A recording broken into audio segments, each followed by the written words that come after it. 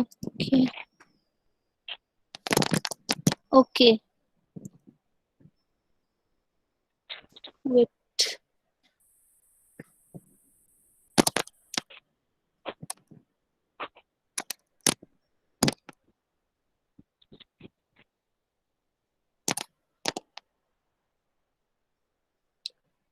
So, good afternoon, students. Today's topic is on measurement of, this is our third lecture, and the topic is measurement of precipitation. In the last class, we have gone through the details regarding the precipitation. Okay. We got to know that what do you mean by precipitation, how many forms of precipitation are there, and what are the different types of rainfall. Rainfall is one kind of precipitation. Now, what are the types of the rainfall that we have learned? Okay. And in this topic, in this lecture today, we will learn how to measure that rainfall. Okay, it's raining. Now we have to measure how much rainfall is occurring in a particular area. So in this lecture we will discuss this only.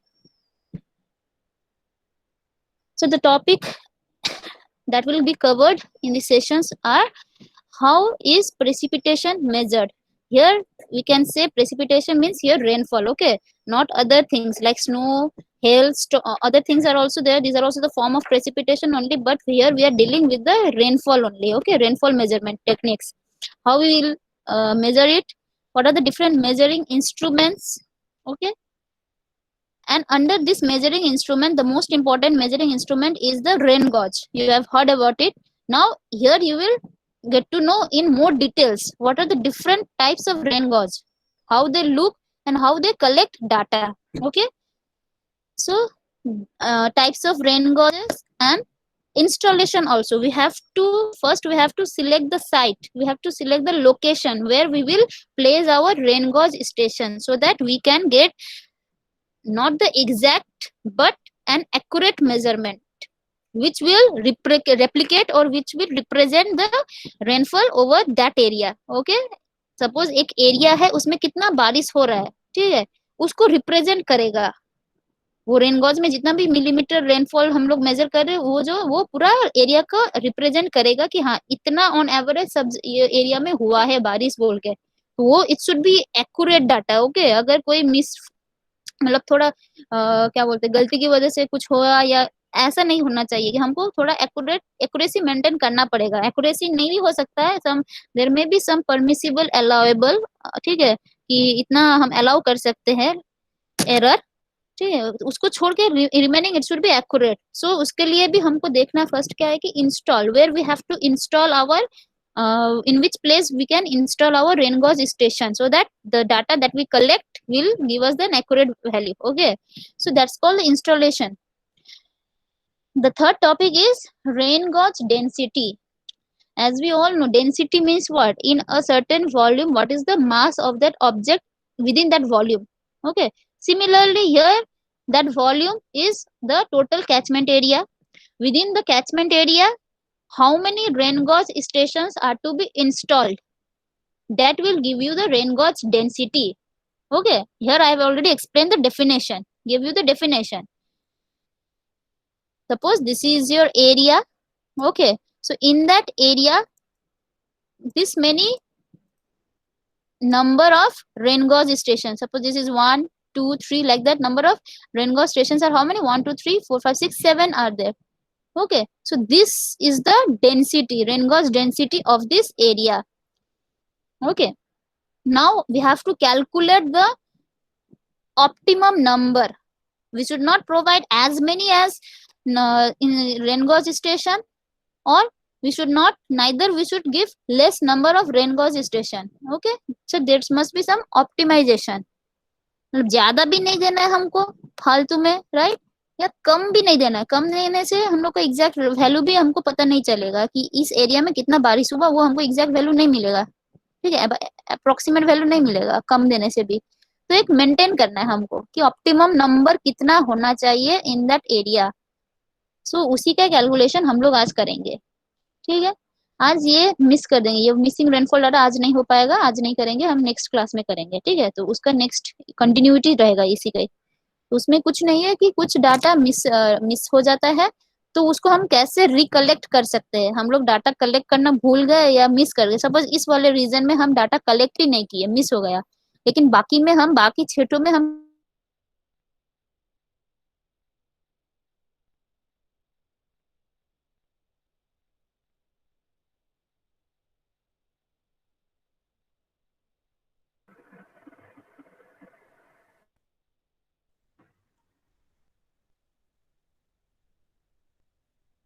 Hello hello ma'am, sound আসছে sound না। আসছে না ma'am. Ma'am ma'am নেই বোধহয়।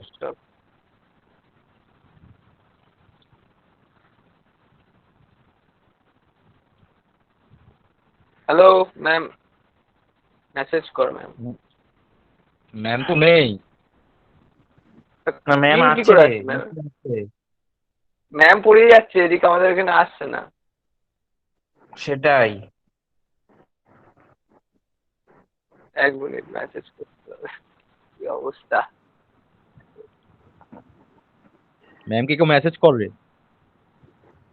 এই তো করছে বললো।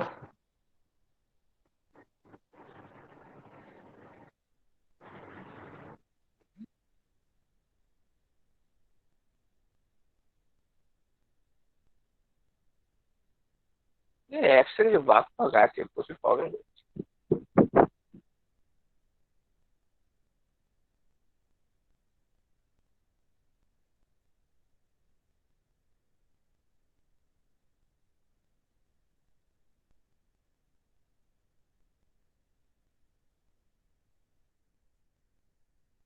লেফট হয়ে গেছে।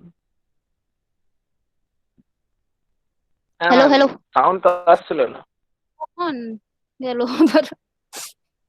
ওই ম্যাম ওখানে ডেনসিটিটা বলছিলেন না, একটা ক্যাব মানে মিস হয়ে গেছে ওইখান থেকে। আচ্ছা আচ্ছা, কি যে হয় এরকম। আচ্ছা, স্ক্রিন দেখতে পাচ্ছ? না আসেনি এখন। আসেনি ma'am. Okay okay okay, wait.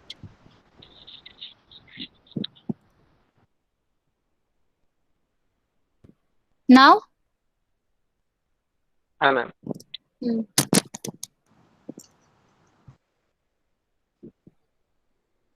See, missing rainfall data. This means, suppose, wait, तरीके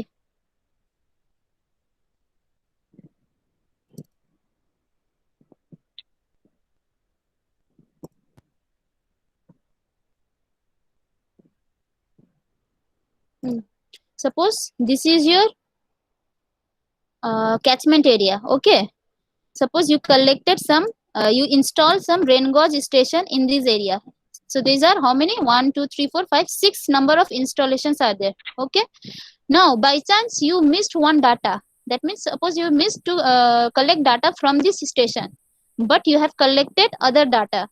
Okay, then how we will recalculate, how we will get this data? Then it comes under this topic. Okay, this is called missing rainfall data. How we will get this data by using other remaining data. Okay, other remaining data from the other stations.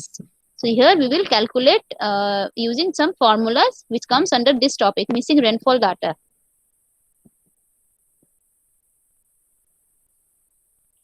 Now comes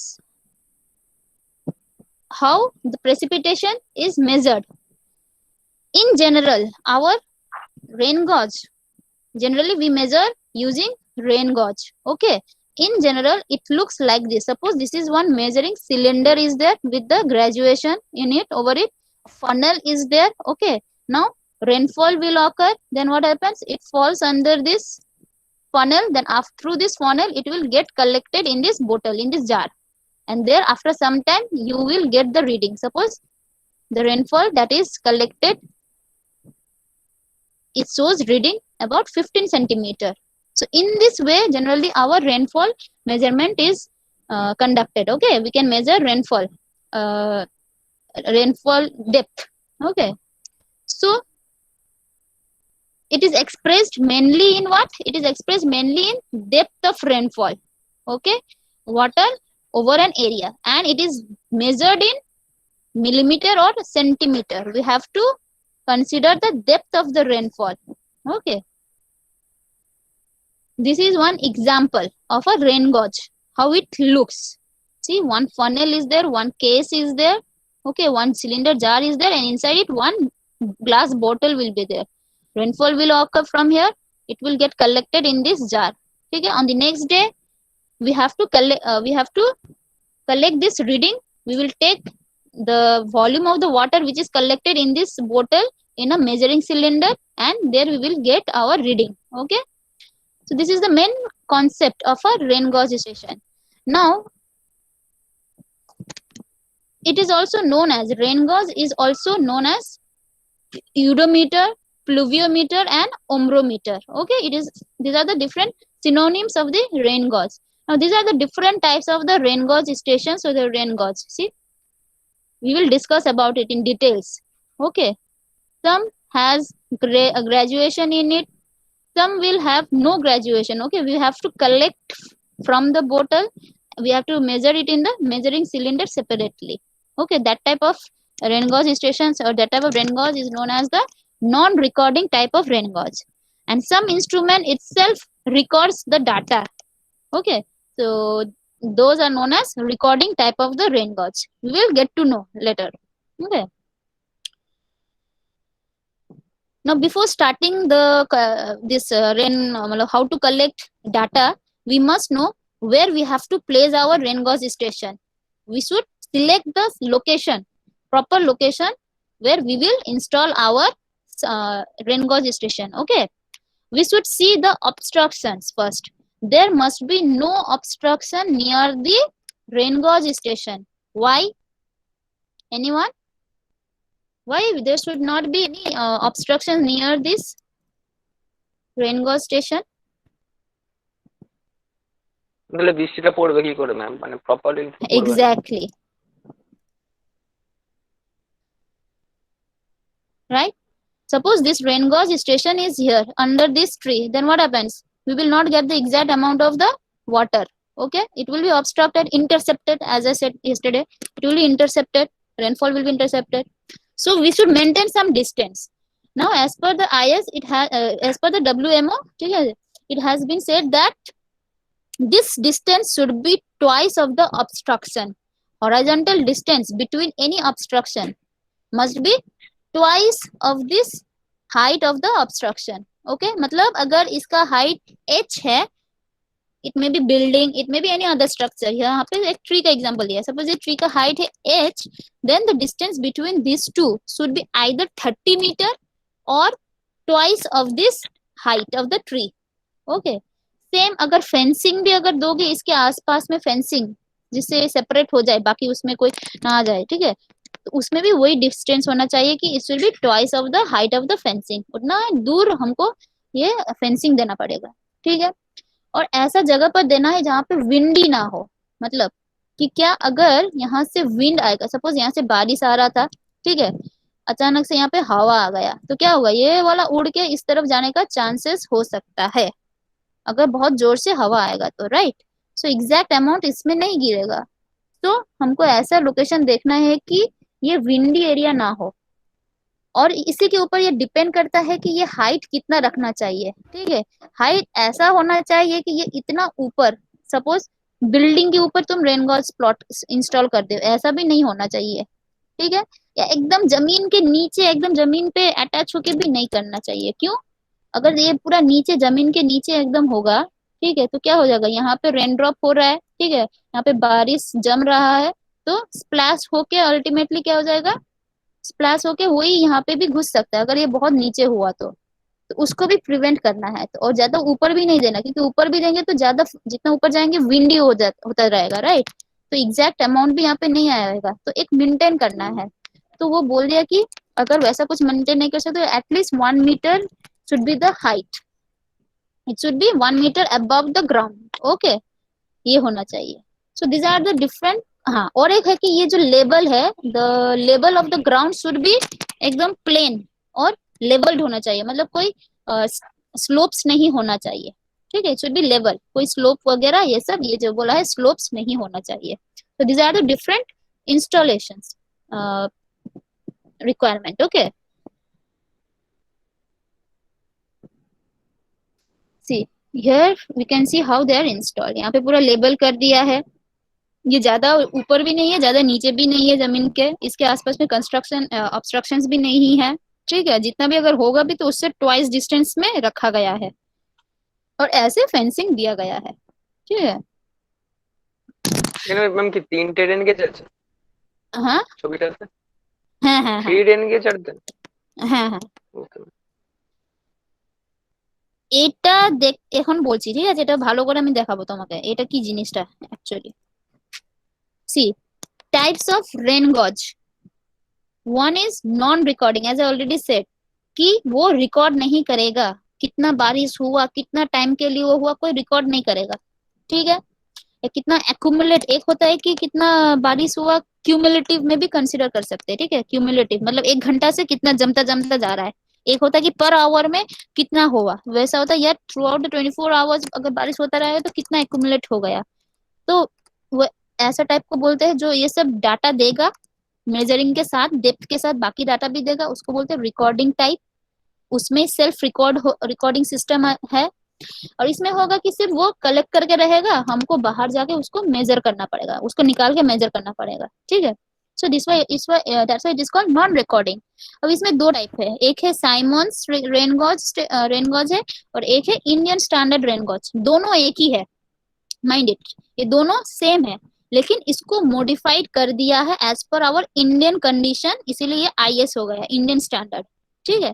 Simon rain gauge को थोड़ा और modify करके Indian standard मतलब अपना Indian condition को suitable उसके मुताबिक बनाने के लिए एक उसको मॉडिफाई कर दिया है। दोनों लेकिन नॉन रिकॉर्डिंग है, ठीक है। अब रिकॉर्डिंग में आएगा क्या है, एक है फ्लोटिंग टाइप, उसको साइफोन या साइफोन टाइप भी बोल सकते हैं, ठीक है, नॉर्मल साइफोन टाइप भी बोल सकते हैं। या बोल दूसरा है तुम्हारा टिपिंग बकेट, क्यों है ये सब हम बोलेंगे, इसको फ्लोट क्यों बोल रहा है नाम से ही पता चला, ठीक है। इसको टिपिंग बकेट क्यों बोल रहा है और इसको वेइंग बकेट क्यों बोल रहा है, इन लोगों में इनसे डिफरेंस क्या है कि बोलो इसमें एक चार्ट अटैच रहेगा, मतलब उसी के अंदर इंस्ट्रूमेंट के अंदर ही एक चार्ट हमको मिलेगा, ठीक है। जैसे स्ट्रेस स्ट्रेन एनालिसिस जब कर रहे थे ना हम लोग UTM मशीन में, तो एक चार्ट भी ड्रॉ करता है, राइट, ग्राफ होता है, एक पेन से चार्ट भी ड्रॉ होता है साइड बाय साइड, राइट। वैसे ही यहाँ पे भी एक चार्ट ड्रॉ करता है, एक ड्रम रहता है, ड्रम के आस मतलब पूरा सर्कमफेरेंशियल एरिया में ग्राफ पेपर रहता है और साइड में एक मशीन के साथ रेन गॉज के साथ पेन अटैच रहता है, ठीक है। अब जैसे जैसे पानी आ रहा है उस हिसाब से ये एक्चुएट होता रहेगा और ये पेन का ये वाला मेजरमेंट मतलब ड्रॉ करते करते जाएगा, तो एक चार्ट हमको मिलेगा, ठीक है। That chart is known as mass curve. Mass curve will give us idea about कितना पानी जमता जा रहा है, कितना mm ऑफ वाटर इज मतलब रेनफॉल हो रहा है with the lapse of time, ठीक है। तो वो हमको मिलता है, इसलिए इसको बोलते हैं रिकॉर्डिंग टाइप, ये रिकॉर्ड करके हमको दे रहा है, एक्स्ट्रा डाटा हमको दे रहा है, मास कर्व दे रहा है, लेकिन इन सब में कुछ नहीं दे रहा है, ठीक है। अच्छा রেসপন্স করবে মাঝে সাঝে, হ্যালো, ওকে ম্যাম ওকে হ্যাঁ ma'am. Okay. So C this is your non recording, আটকে আটকে যাচ্ছে ম্যাম। আটকে আটকে যাচ্ছে, এখানে বৃষ্টি হচ্ছে তাই। This is non recording rain gauge, okay, and the name is first one type is Simon's rainbow. It looks like this. अगर तुमको ड्रॉ करने के लिए बोला हुआ तो ऐसे ड्रॉ करना है, ठीक है।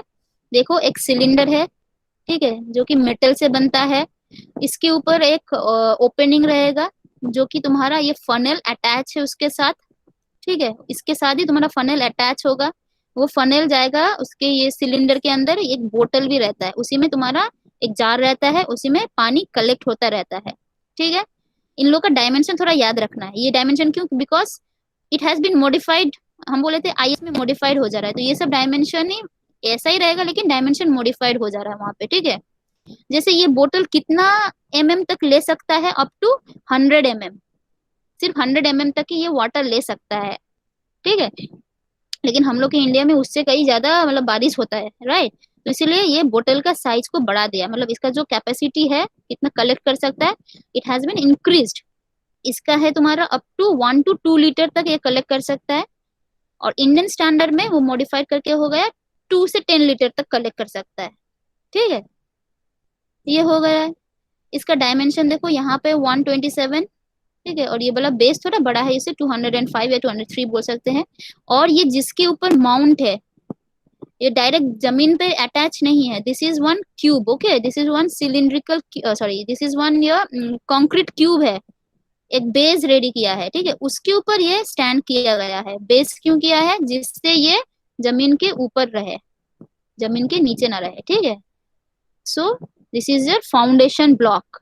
ओके, नाउ इसको अगर हम जो यूज करते हैं, ऐसा होता है, देखो ये जो नीचे का सिलेंडर हुआ, इसके अंदर ये जाएगा, ठीक है, इसके ऊपर फिर ये जाएगा, और ऊपर से हम लोग ढक देंगे, इससे सिलेंडर से ढक देंगे। ठीक है, ये कलेक्ट करेगा करेगा पानी, फिर नेक्स्ट दिन आके, अच्छा हम लोग कब लेना है, ये मेजरमेंट होता है एट 8:30 AM। कल किसी ने पूछा था हमको, मैम मेजरमेंट कब करना है, तो बोला एकदम फर्स्ट 8:30 AM में जाके उसको कलेक्ट करना है। ठीक है, और बहुत ज्यादा रेनफॉल अगर हो रहा है तो फिर बीच बीच में जाके हमको कलेक्ट करते ही रहना पड़ेगा, क्योंकि वो भर्ती हो जाएगा, राइट।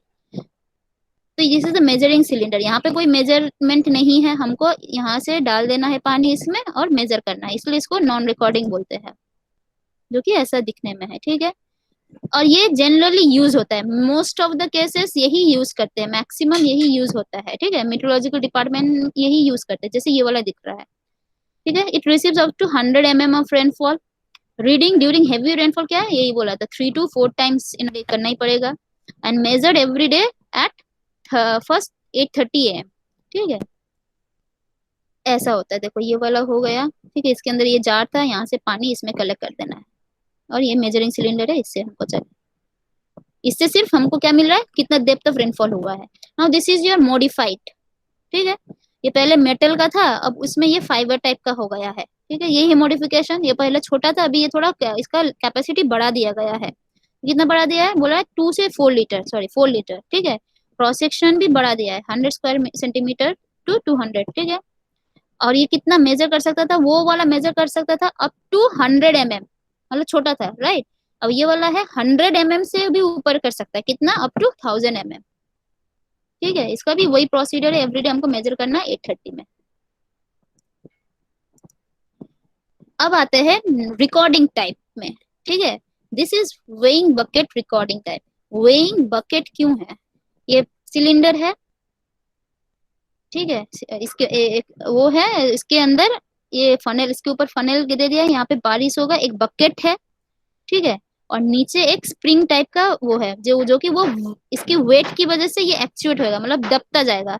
पानी बढ़ रहा है, धीरे धीरे बढ़ रहा है बढ़ रहा है, तो क्या होगा, ये दबता दबता जाएगा। ठीक है, स्प्रिंग की वजह से ये नीचे प्रेस होता होता जाएगा, और उसकी वजह से एक मैकेनिज्म है, देखो पेन का मैकेनिज्म यहाँ पे देखो, ये वेट की वजह से ये पेन भी एक्चुएट होना स्टार्ट करेगा। और यहाँ पे एक ड्रम है जो क्लॉकवाइज रोटेट होता रहता है। रोटेशन क्यों होता है, वो टाइम की वजह से। ठीक है, जिससे ये पेन एक ही जगह पर स्टैटिक ना हो जाए, तो एक लंबा लाइन ऐसे ड्रॉ करता करता जाएगा। ये रोटेट हो रहा है पेन, ये वाला रोटेट हो रहा है, और ये पेन ऐसे ऐसे up down up down up down हो रहा है। ठीक है, तो एक लाइन क्रिएट हो रहा है, देखो ऐसे करके लाइन क्रिएट हो रहा है। तो ये जो ग्राफ मिला है, this is cumulative rainfall versus time graph है। ठीक है, मतलब एक्यूमुलेटेड, भर्ती हो रहा है, ये दब रहा है, फिर भर्ती हो रहा है, दब रहा है। ठीक है, सो क्यूमुलेटिव रेनफॉल अगेंस्ट टाइम, और इस चार्ट को ही बोलते हैं मास कर्व। ये चार्ट है, यहाँ पे इस वाले में चार्ट है। Okay, that's why it is recording type. तो ये हो गया इसका फंडा वेइंग बकेट का, जो कि ऐसा दिखने में होता है। ठीक है, next is your tipping bucket. Tipping bucket मतलब क्या है कि जो टिप करता है। टिप मतलब है कि वो, मतलब तुम सीसॉ में जैसे किए हो ना, एक सीसॉ होता है, एक तरफ एक बच्चा रहता है, दूसरी तरफ और एक बच्चा रहता है, वो टिप टॉप होता रहता है, राइट। वैसे ये भी वही होता है, टिप टॉप मतलब टिपिंग होता रहता है। कैसे ये टिपिंग होता है, देखो यहाँ पे पानी है, पानी आ रहा है। ठीक है, आने से एक यहाँ पे वो है तुम्हारा, क्या बोलते हैं, बकेट है, छोटा सा बकेट है, छोटा वाला। ठीक है, यहाँ से पानी आके यहाँ पे कलेक्ट होगा। जब ये 0.25 mm जितना वाटर कलेक्ट हो जाएगा, ये टिप कर देगा। ठीक है, ये इस तरफ मूव करेगा। ठीक है, फिर यहाँ पे कलेक्ट होगा, फिर ये वाला इस तरफ मूव करेगा, तो ये टिप होता होता रहेगा। अब इसके साथ में एक मैग्नेटिक अटैच हुआ है या इसमें एक पेन अटैच हुआ है, ठीक है, तो वो पेन भी एक्चुएट होता रहेगा।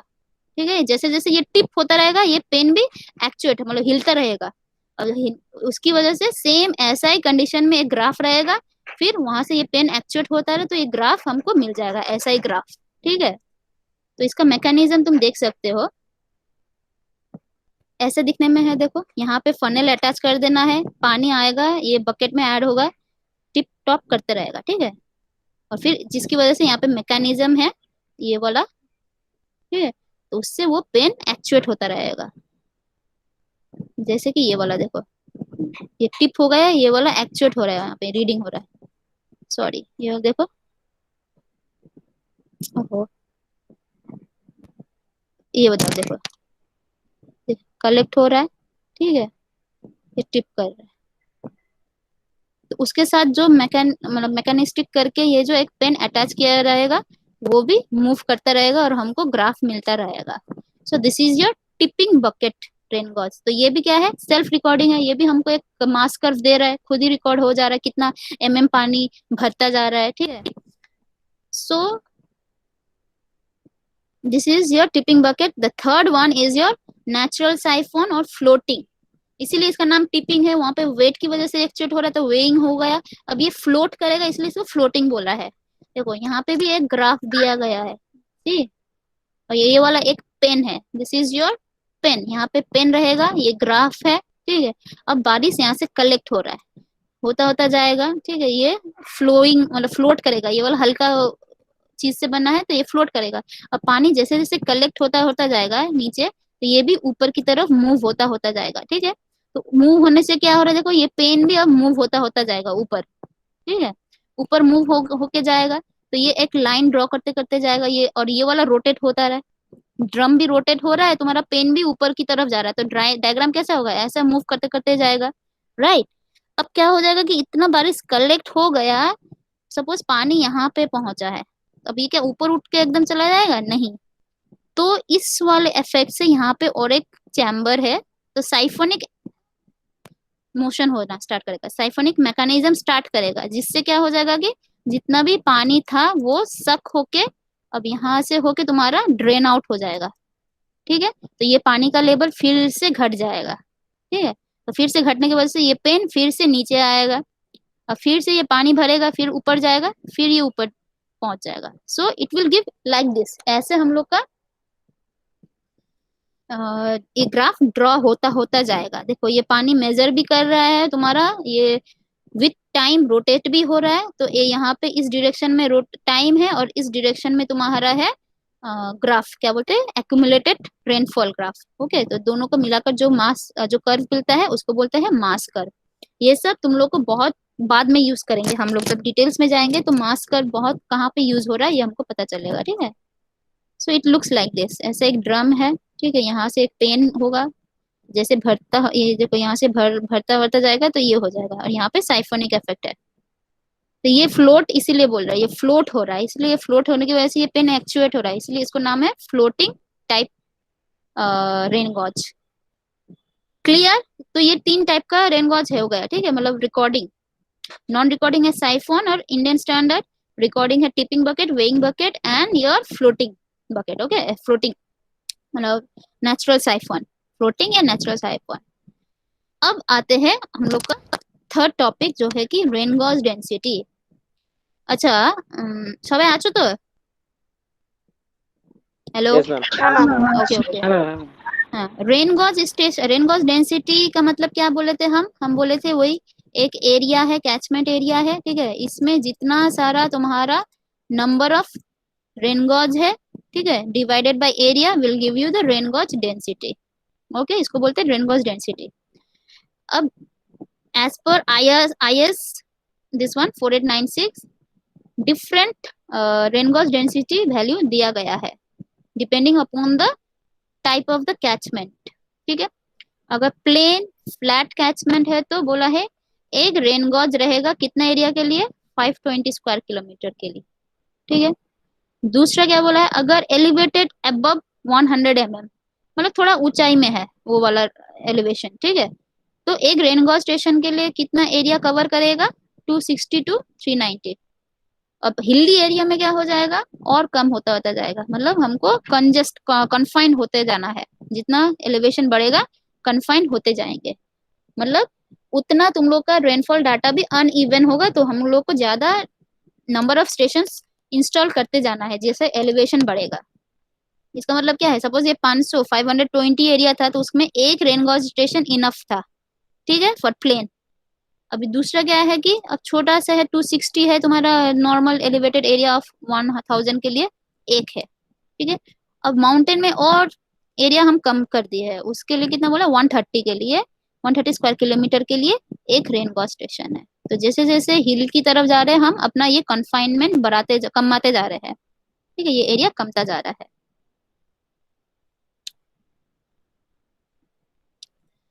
Now this is the problem, जो हम लोग टॉपिक बोल रहे थे कि ये जो रेन गॉज है कितना देना है नहीं देना है, कितना डेंसिटी चाहिए, ठीक है, नंबर ऑफ कितना होगा ना, उसको कैलकुलेट करने के लिए एक मेथड है, उसको बोलते हैं optimum number of rain gauges. Optimum, maximum भी नहीं देना है, कम भी नहीं देना, मतलब ज्यादा भी नहीं देना, वेस्ट मनी हो जाएगा, ठीक है, खर्चा ज्यादा हो जाएगा, इंस्टॉलेशन का ज्यादा खर्चा है, ये सब है। कम भी देंगे तो डाटा हमको एग्जैक्ट नहीं मिलेगा या एक्यूरेट नहीं मिलेगा, ठीक है। तो एक ऑप्टिमम रखना है हम लोग को, तो उसके लिए स्टैटिस्टिकल एनालिसिस फॉलो करना है। देखो यहाँ पे दिया गया है क्या, स्टैटिस्टिकल एनालिसिस। अब स्टैटिस्टिकल जहां पे भी आता है तुम लोग का क्या आता है, स्टैंडर्ड डेविएशन, एवरेज या मीन, ठीक है, या तुम लोग का आ जाता है कोफिशिएंट ऑफ वेरिएशन, सिग्मा, सब ये सब आता है, सिग्मा, स्टैंडर्ड डेविएशन और एवरेज, इन सब से काम होता है स्टैटिस्टिकल एनालिसिस में, ठीक है। अब एजम्पशन क्या है कि let us assume that how many numbers, m numbers of rain gauge stations are there, okay। एक स्टेशन, एक एरिया में 1 2 3 ऐसे करके डॉट डॉट डॉट करके m number of rain gauge station हम इंस्टॉल किए हैं, ठीक है, वो एग्जिस्टिंग है, अवेलेबल है वहां पे, इतना एग्जिस्टिंग है वहां पे, ठीक है। अब ईच रेनगॉज स्टेशन से जो मेजर रेनगॉज वहां पे पुट कर दे, अब रेनफॉल कितना है, कितना एमएम का डेप्थ ऑफ रेनफॉल कलेक्ट हुआ है, मेजर हुआ है, वो सब क्या है, P1 P2 P3। Suppose this P1 है रेनगॉज 1 के लिए, P2 सेंटीमीटर या मिलीमीटर आया तुम्हारा रेनगॉज 2 से, P2 P3 सेंटीमीटर या मिलीमीटर ऑफ रेनफॉल मेजर किए हम थर्ड उससे, ठीक है। वैसे करके m तक गए हम, ओके। अब एक हो सकता है कि एरर, अलाउएबल एरर, एग्जैक्ट तो नहीं होता, 100% एक्यूरेसी ऐसा बहुत मुश्किल होता है, ठीक है। तो हम एज्यूम करके चलते हैं कुछ एरर हो सकता है, तो वो एरर कितना हमको मतलब अलाउ कर सकते हैं, कितना percentage of error is allowable, तो वो है तुम्हारा ई, दैट में भी 10% 5% कुछ भी, ठीक है, तो उसको सिग्निफाई कर रहा है ई से, ओके। एन है तुम्हारा optimum number of rain gauge station. अब ये ऑप्टिमम नंबर क्या होता है, देखो ये एग्जिस्टिंग है, एम सपोज 10 ठो था पहले से ही, ठीक है, तुम्हारा optimum it may be greater than M, that is greater 10 से भी ज्यादा हो सकता है ऑप्टिमम, ठीक है, जिससे हमको एक्यूरेट रिजल्ट मिले, या ऑप्टिमम ये जो एग्जिस्टिंग था उससे कम भी हो सकता है, ठीक है, वही हमको चेक करना है। कम है, अगर ज्यादा है मतलब एन का वैल्यू एम से ज्यादा है तो उसको हम क्या बोलेंगे, इज इट सफिशिएंट और deficient.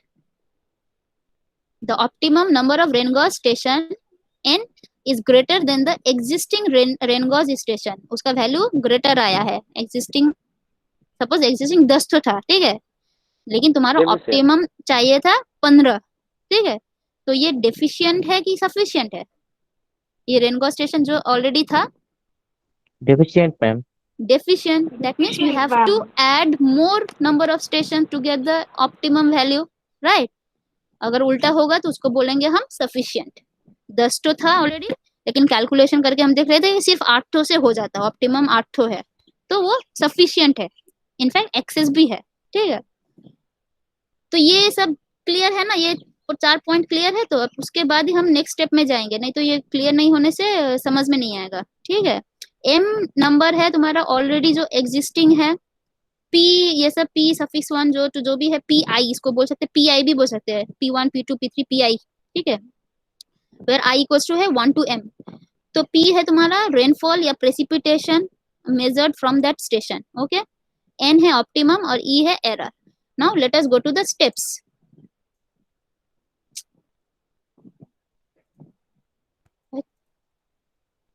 See, these are the different design procedure steps of calculating optimum number of rain gauge station, okay।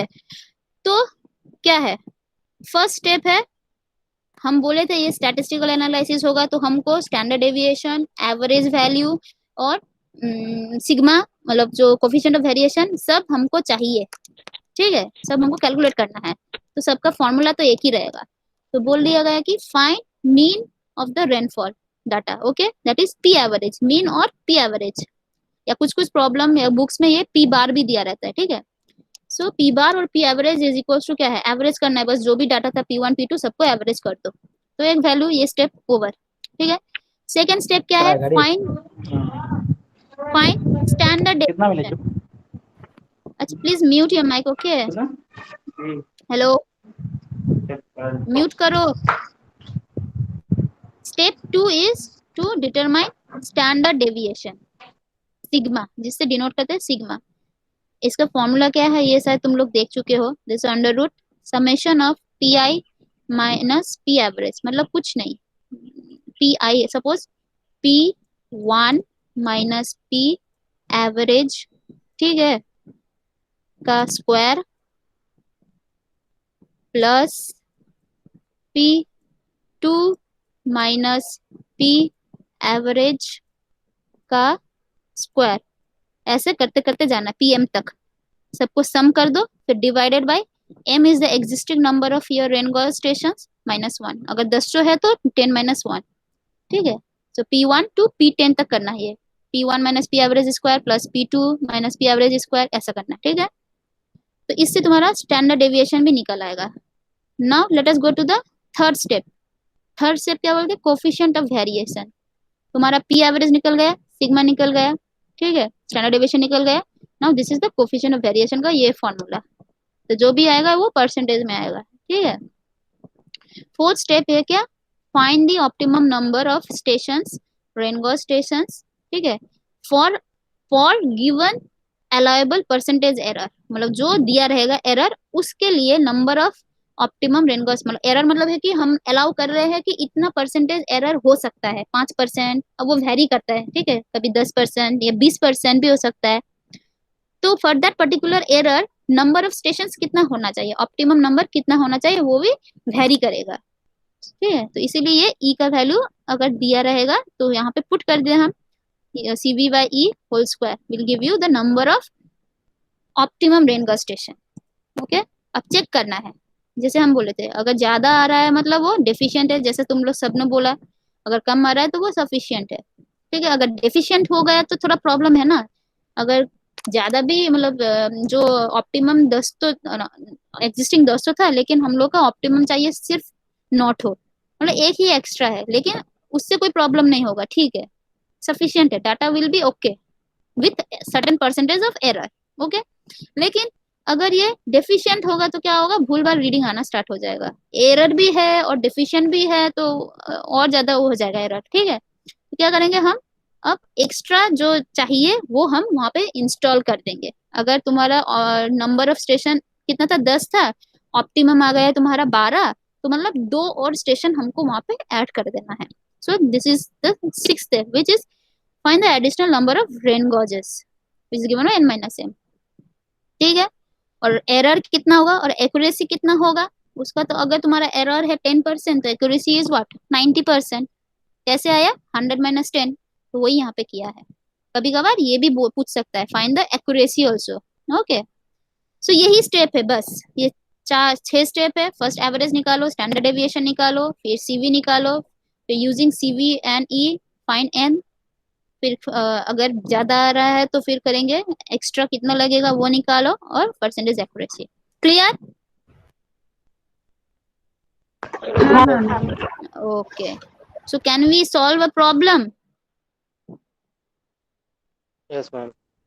C this is the given data, okay. हम क्वेश्चन नहीं दिए, सिर्फ डायरेक्ट डाटा लिख दिए। यहाँ पे क्या दिया है, mean precipitation is 92.8 mm, 8 centimeter. Okay, which is P average. Standard deviation sigma इतना है, percentage allowable error इतना है. ठीक है, तो बोला गया क्या, determine the optimum number of rain gauge stations required.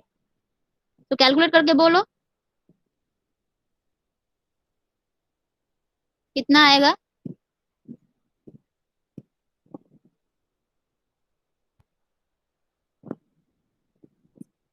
You can note it down.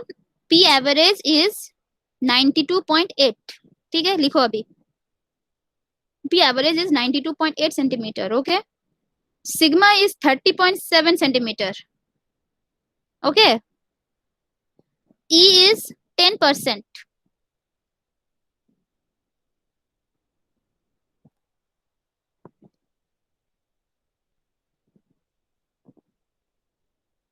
E is 10%.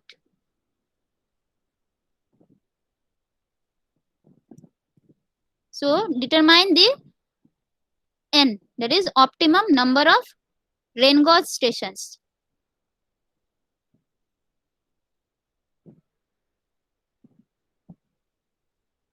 And these are the formulas. Okay, यहाँ पे दे रहे हैं हम formulas. Low, you can note it down, formulas also.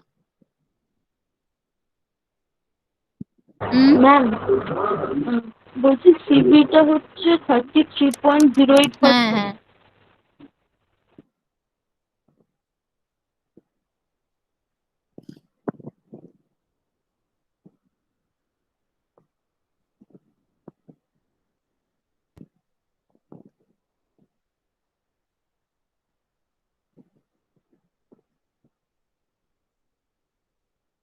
Pulak শুনতে পাচ্ছ না? Yes ma'am. না পাচ্ছ তো, এখানে লিখেছো তাই। ম্যাম পি অ্যাভারেজের ভ্যালুটা আরেকবার বলবেন? পি অ্যাভারেজ, ওয়েট দেখতে হবে আমাকে। P average is 92.8 centimetre.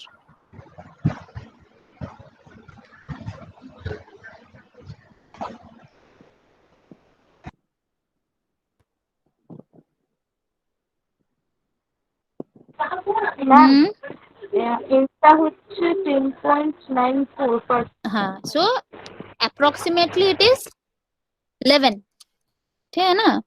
हाँ हाँ हाँ हाँ। So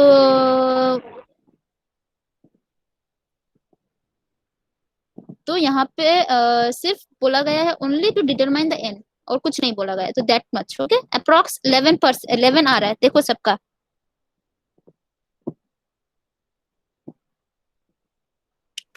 complete everyone?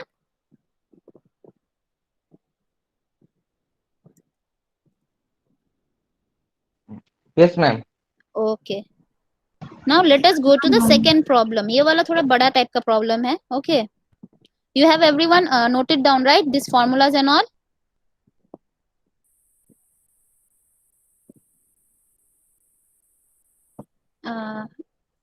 Can you see the problem? This is the problem. Okay, see, question is a catchment has 6 rain gauge stations. Okay, it is the existing, so M is 6. In a year, the annual rainfall recorded by the gauges are as follows. So 1 2 3 4 5 6 gauges, they are showing results as recorded data as, for A it is 82.6, B it is 102.9, C it is 180.3, D 110.3, E 98.8, and F is 136.7 in centimeter. Clear? So these are the collected data. So P1, this is 1, P2, P3, P4, like this, P6. Okay. So there are two cases. First case is what? Determine the standard error, that is capital E. Okay. Determine the standard error in the calculation of mean rainfall. Okay. In the existing set of rain gauges. इसका question का मतलब क्या है, कुछ clear हो रहा है? Determine the standard error in the calculation of mean rainfall in the existing set of the rain gauges. इसका मतलब है कि तुम्हारा ऑप्टिमम इज द एग्जिस्टिंग, जो भी तुम्हारा existing number of rain Gauss दिया है वही तुम्हारा ऑप्टिमम है इस केस में, ठीक है। अब वही ऑप्टिमम अगर होगा तो फिर एरर कितना हो रहा है, मतलब if optimum n value is 6, n value is equals to n is equals to existing number of rain gauge station, ठीक है, विच इज इक्वल्स टू 6 है। अगर ये 6 होगा, n का वैल्यू अगर 6 होगा, तो for this condition find e, ये बोला गया है। ओके, व्हाट इज e, मतलब कितना एरर है इस चीज में, अगर optimum number of station is itself is the existing number of rain gauge station, ये होगा। सेकेंड में क्या बोला है, यूजिंग द सेम डाटा, मतलब यही डाटा रहेगा, calculate the optimum number of rain Gauss stations in catchment for a 10% error, ठीक है, in the estimation of the mean rainfall. मतलब एरर तुम अलाउ कर रहे हो, अब इसमें क्या हो रहा है, पहले में अलाउ निकालो बोल रहा है, एरर निकालो, अब इसमें एरर दे दिया गया है, ठीक है, और ये सब डाटा दे दिया गया है। अब बोल रहा है कि an optimum number of rain gauge station निकालो, पूछ रहा है, ठीक है। सो दो केस है, एक में n is equals to m that is equals to 6, find e, दूसरा में है e इक्वल्स टू 10, ठीक है, find m, find capital N that is optimum number of rain gauge station. तो ये डिटरमाइन कर सकते हो, प्लीज ट्राई।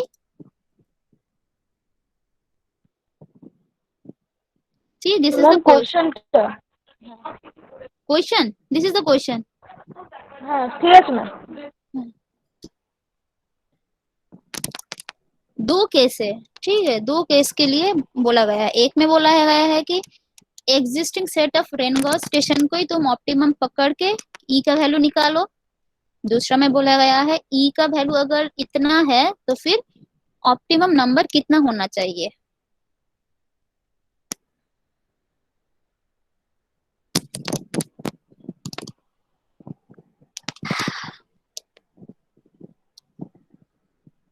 সবাই দেখতে পাচ্ছ তো কোশ্চেন,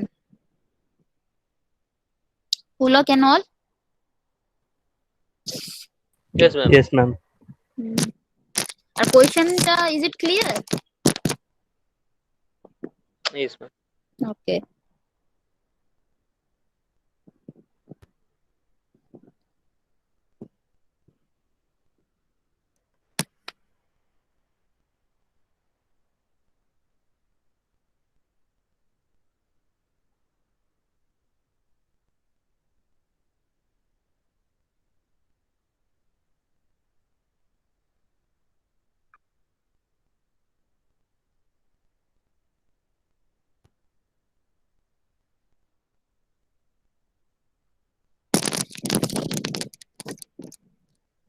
मैम হুম, পি অ্যাভারেজটা কি 118.6 হবে? পি অ্যাভারেজ, Why 118.52 এসেছে? হ্যাঁ मतलब just average it, this divided by summation of this divided by 6, simple. Ma'am সিগমার ফর্মুলাটা কি ছিল বলবেন? আচ্ছা আচ্ছা, wait,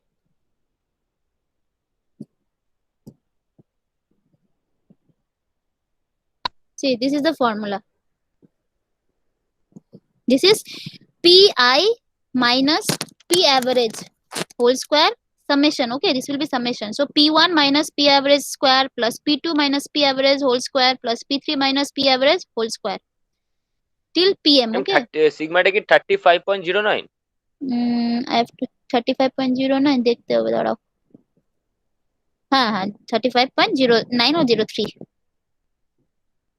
ও আমার ওটা 118.52 ধরেছিল। হুম,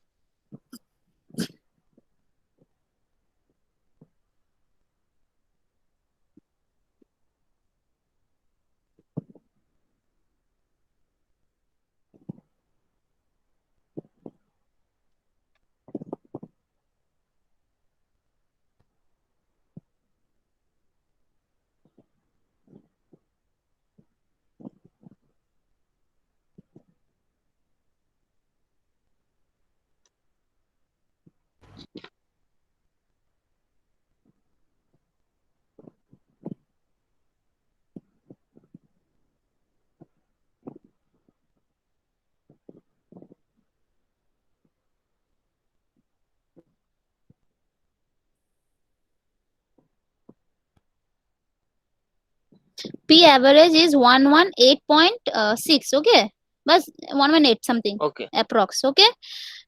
Sigma Okay. is your 35.0 something, okay, 03 08 whatever.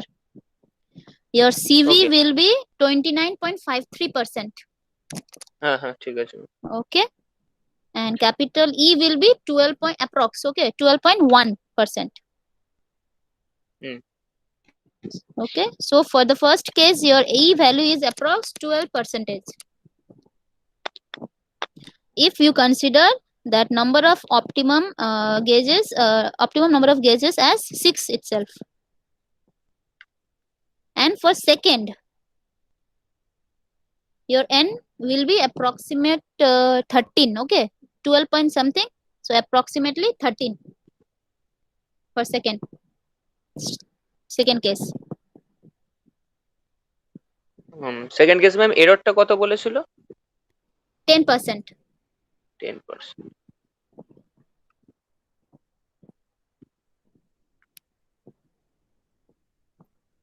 বাকিদের হয়েছে? শ্রীমন, পুলক, আর কে কে আছো? প্রতীক, প্রীতমের কি হয়েছে? প্রীতম আছো? ঘুমিয়ে পড়েছে ম্যাম। হ্যাঁ ম্যাম আছি আছি। না ম্যাম ব্যাপারটা হচ্ছে ওই মাইকটা অফ করা থাকে তো বুঝতে পারা যায় না। আপনি বললেন আমি বলে ফেলছি, তারপরে দেখতে পাচ্ছি যে ও মাইকটা তো অফ ছিল। হ্যাঁ।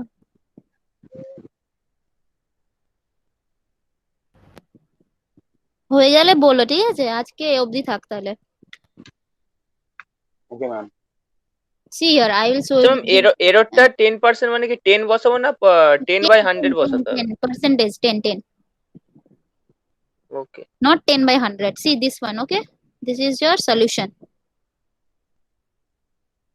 Here it is divided by 10.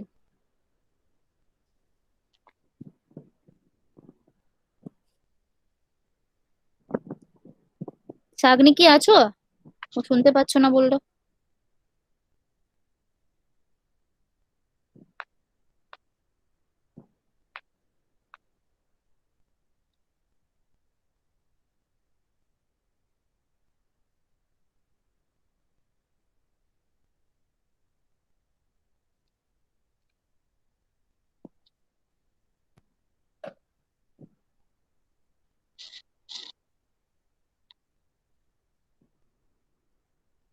Complete, everyone?